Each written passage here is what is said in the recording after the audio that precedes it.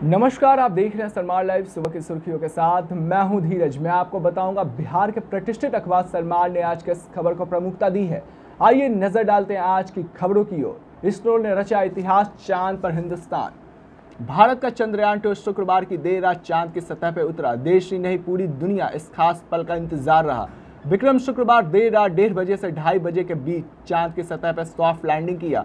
विक्रम के अंदर रोवर प्रज्ञान होगा, जो शनिवार सुबह 5:30 बजे से 6:30 बजे के बीच लैंडर के भीतर से बाहर निकलेगा। 1471 किलोग्राम वजनी लैंडर विक्रम का नाम भारतीय अंतरिक्ष कार्यक्रम के जनक डॉक्टर विक्रम ए साराभाई के नाम पे रखा गया है। पीएम मोदी भी बने इतिहास के साक्षी। 6 सितंबर की देर रात को जब चांद पर चंद्रयान-2 की लैंडिंग हुई तो प्रधानमंत्री नरेंद्र मोदी इसरो के सेंटर में मौजूद रहे। इसके पूर्व उन्होंने कहा, इस क्षण का 130 करोड़ भारतीय काफी उत्साह के साथ प्रतीक्षा कर रहे हैं। किसान के बेटे और सरकारी स्कूल से पढ़े वैज्ञानिक ने दिया मिशन चंद्रयान-2 को अंजाम। किसान के बेटे और सरकारी स्कूल में पढ़े वैज्ञानिक ने दिया मिशन चंद्रयान-2 को अंजाम।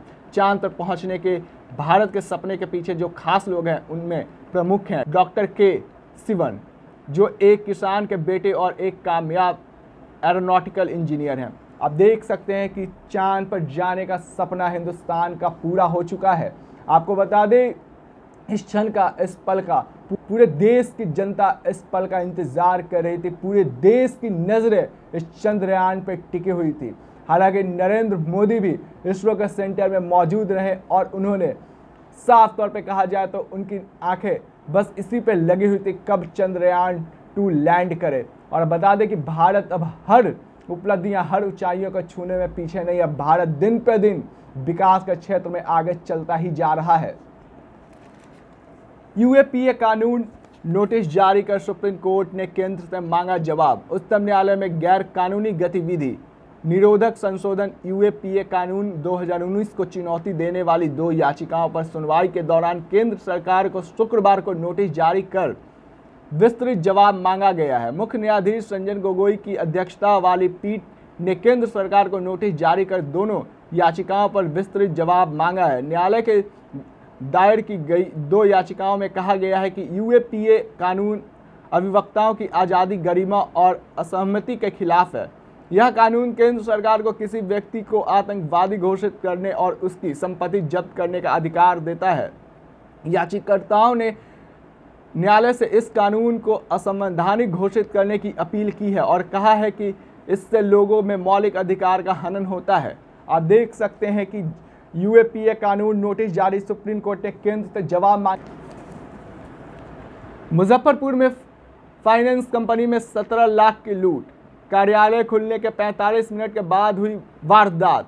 सदर थाना क्षेत्र में गोबरसाही स्थित Shri Ram finance transport company limited के कार्यालय में धावा बोलकर 3 लुटेरों ने 17 लाख रुपए लूट लिए। यह घटना शुक्रवार की सुबह 10:30 बजे की है। कंपनी का कार्यालय सुबह 9:30 बजे खुला था और उस समय लगभग 7-8 कर्मचारी मौजूद थे। विरोध करने पर कंपनी ने अधिकारी अजीत कुमार को लुटेरों ने पिस्तौल के बल से मारकर घायल कर दिया। आप देख सकते हैं कि फिर से इस तरह की घटना हमेशा लगातार जारी है। बिहार में कानून व्यवस्था पे सवाल खड़े होते दिखाई दे रहे हैं। हर दिन लूट, मर्डर, किडनैपिंग, इस तरह की वारदात हमेशा सामने आ जाती है। और आप देख सकते हैं फिर से मुजफ्फरपुर से एक ऐसी ही घटना सामने आई है, जहां पे पिस्तौल के बल पे अपराधियों ने 17 लाख रुपए लूट लिए हैं। कार्यालय खुलने के आप समझ लें कि कार्यालय खुलने के 1 घंटे 45 मिनट के ही बाद इस घटना को अंजाम दे दिया गया है। कयास लगाया जा रहा है कि काफ़ी दिनों से लुटेरों की नज़र उस फाइनेंस कंपनी पे थी और जैसे ही वो कार्यालय खुला, बस तुरंत 1 घंटे के अंदर ही उसके मैनेजर से पैसे लूट लिए गए हैं। दिवाली बाद विवि के शिक्षक नियुक्ति को निकलेगा विज्ञापन। फैकल्टी वाइज शिक्षकों की संख्या का हो रहा मिलान। राज्य में परमगत विश्वविद्यालयों के शिक्षक नियुक्ति के लिए विज्ञापन दिवाली बाद निकालने की संभावना है। विश्वविद्यालय ने फैकल्टी वाइज शिक्षकों को रिक्त पदों की सूची भेज दी है। शुक्रवार को उच्च शिक्षा निदेशक की अध्यक्षता में विवि द्वारा भेजी गई सूचना की समीक्षा की गई। चलिए आइए नजर डालते दूसरी खबरों की ओर। मुख्यमंत्री से मिले भूपेंद्र, कई मुद्दों पर हुई चर्चा। भाजपा के संगठनात्मक चुनाव और सदस्यता अभियान की समीक्षा के लिए शुक्रवार को पटना पहुंचे बिहार प्रभारी भूपेंद्र यादव ने मुख्यमंत्री नीतीश कुमार से उनके आवास पर जाकर मुलाकात की। ऐसा माना जा रहा है कि दोनों नेताओं की गुफ्तगू में बिहार में एनडीए की रणनीति अहम रही। दोनों नेताओं के बीच हुई इस मुलाकात को लेकर कयास लगाना शुरू हो गया है। कुछ लोग इसे विधानसभा उपचुनाव से जोड़ कर भी देख रहे हैं। आप देख सकते हैं कि भूपेंद्र यादव जो कि बिहार के प्रभारी हैं, उन्होंने नीतीश कुमार से मुलाकात की। हालांकि कयास लगाया जा रहा है कि इसमें चर्चा एनडीए की रणनीति पे हुई है कि किस तरह से आने वाले विधानसभा 2020 में बिहार में विधानसभा चुनाव होने वाला है, इसको लेकर रणनीति तैयार की जा रही है। इसलिए अहम मुलाकात हुई है नीतीश कुमार और भूपेंद्र यादव में। सरकारी महकमे में बिजली खपत की होगी मॉनिटरिंग। बिजली खपत पर सालाना 1200 करोड़ हो रहा खर्च। कर्मचारियों अधिकारियों की अनुपस्थिति में बल्ब, एसी व टीवी रहेंगे ऑफ। सरकारी कार्यालय में बिजली की खपत की मॉनिटरिंग होगी। अफसरों और पर्दा हटाना होगा। सूर्य की रोशनी में काम करना पड़ेगा। स्थिति ऐसी है कि सरकारी कार्यालय में कोई रहे या ना रहे, लेकिन फैन, एसी, टीवी लगातार चलती रहती है। आप देख सकते हैं कि अब इस तरह की बात सामने आ रही है। ये हमेशा से ये देखा जाता है कि सरकारी ऑफिस में अगर कोई नहीं भी अफसर या कोई अधिकारी वहाँ मौजूद नहीं रहती है, फिर भी वहाँ पे एसी, टीवी, फैन ये सब ऑन रहता है। हालांकि वो लोग भी यह सोचते हैं कि हमारे जेब से थोड़ी ना जाने वाला, ये तो सरकार के जेब से जाएगा। लेकिन अब इस पे मॉनिटरिंग की जाएगी, क्योंकि आए दिन इस तरह की बातें सामने आती है कि वहाँ पे लोग उपस्थित नहीं है, फिर भी टीवी, फैन ये सब ऑन रहते हैं। तो इस सब को लेकर अब सरकार की तरफ से एक अहम फैसला लिया गया है और अब हर सरकारी कार्यालय में इसकी मॉनिटरिंग की जाएगी। साथ ही यह भी बता दें आपको कि अगर कोई अनुपस्थित वहाँ रहेंगे तो वहाँ पे बल्ब तक बुझाने का काम दिया गया है। वहाँ के चपरासी लोग ये काम करेंगे। बिजली के लिए बिहार में 41,000 करोड़ रुपए खर्च करेंगे केंद्र। बिहार में बिजली जरूरतों को पूरा करने के लिए 74,000 करोड़ निवेश करने की है योजना। आर.के. सिंह, केंद्रीय विद्युत ऊर्जा नवीकरण तथा कौशल विकास राज्य मंत्री स्वतंत्र प्रभार राजकुमार सिंह ने शुक्रवार को कहा कि केंद्र सरकार बिहार में ऊर्जा आवश्यकताओं को पूरा करने तथा बिजली उत्पादन को बढ़ावा देने के लिए 41,000 करोड़ रुपए निवेश करेगी। श्री सिंह ने यह नवीनगर और बारून प्रखंड की सीमा पर देश के सबसे बड़ी ऊर्जा कंपनी एनटीपीसी लिमिटेड की सुपर थर्मल पावर परियोजना की पहली इकाई राष्ट्र को समर्पित करते हुए कहा कि बिहार में बिजली जरूरतों को पूरा करने के लिए केंद्र सरकार की ओर से 74,000 करोड़ रुपए निवेश करने की योजना है। आप देख सकते हैं कि बिहार के लिए काफ़ी बड़ी बात है, जहां बिजली, हालांकि बिजली की समस्या अब काफ़ी सॉल्व हो चुकी है बिहार से, लेकिन कहीं भी अगर अभी भी बिजली की समस्या देखी जा रही है तो उसे पूरा करने के लिए केंद्र सरकार के द्वारा मदद किया जा रहा है। पूरे 74,000 करोड़ की राशि बिहार को दी जा रही है कि जहां भी बिजली की समस्या है उसे जल्द से जल्द ठीक किया जाए। काफ़ी बड़ी बात है, काफ़ी अहम फैसला लिया गया है केंद्र सरकार के लिए बिहार को लेकर। आइए नजर डालते हैं दूसरे पेज की ओर। ट्रैफिक नियमों को सख्ती से लागू करने को चलाया गया विशेष अभियान। 12 सितंबर तक चलेगा अभियान। 2052 वाहनों से कुल 2 लाख के जुर्माने की राशि वसूली की गई।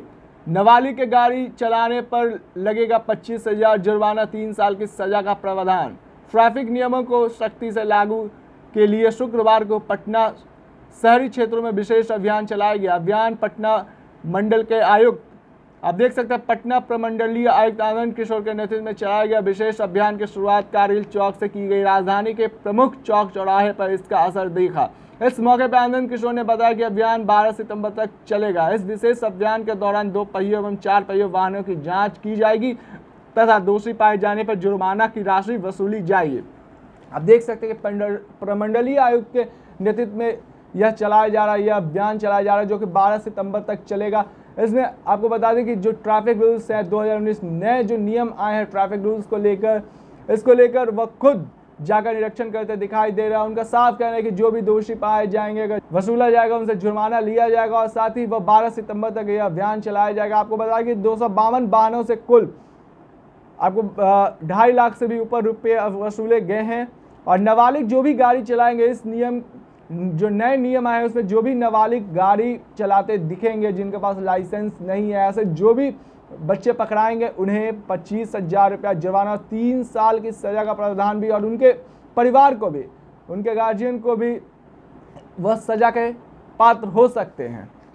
लूट के चंद घंटे बाद कार व कैश बरामद, 2 अपराधी गिरफ्तार। आटा व्यवसायी के ड्राइवर को गोली मार कैश कर लूट कांड में ग्रामीण एसएसपी के नेतृत्व में पटना पुलिस ने महज चंद घंटे में लूटी गई कार एवं कैश बरामद कर लिए। इसके साथ ही 2 अपराधियों को पुलिस ने धर दबोचा है। इसके पास से हथियार एवं अग्नेयास्त्र भी बरामद किए गए। आप देख सकते हैं कि क्राइम का जो स्वरूप है वो दिन पे दिन बिहार में बढ़ते ही चला जा रहा है। आए दिन समीक्षा बैठक बुलाई जा रही है, बिहार के मुख्यमंत्री के द्वारा, डीजीपी गुप्तेश्वर पांडे के द्वारा बैठक की जा रही है, लेकिन उसका फल स्वरूप बिहार की जनता को देखने को नहीं मिला। आए दिन क्राइम का स्तर बढ़ते ही चला जा रहा है और हर दिन लूट की घटना, और बात कर लीजिए खास तौर पे तो बिहार में भी लूट की घटना काफ़ी देखने को मिल रही है। हर जिले से हर दिन इस तरह की घटना सामने आ जा रही है लूट की, जहां पे अपराधी अपने घटना को बेखौफ होकर अंजाम देते दिखाई दे रहे हैं, ना उन्हें प्रशासन कर रहा है। हालांकि यह कहना भी गलत नहीं होगा कि अपराधियों को पकड़ ले रही है बिहार पुलिस, लेकिन सवाल यह खड़ा हो रहा है कि आखिर अपराधियों के अंदर बिहार पुलिस को लेकर डर क्यों नहीं पैदा रहा, वो अपने घटना को अंजाम देने से पहले वो डर क्यों नहीं है कि बिहार पुलिस है। अभी के लिए फिलहाल इतना ही। आप बने रहें सनमार्ग लाइव के साथ। अगर आपको हमारा कार्यक्रम पसंद आया तो आप हमारे चैनल को लाइक करें, सब्सक्राइब करें और बेल आइकन को जरूर से जरूर दबाएं, ताकि हर वो नोटिफिकेशन आप तक सबसे पहले पहुंच पाए। नमस्कार।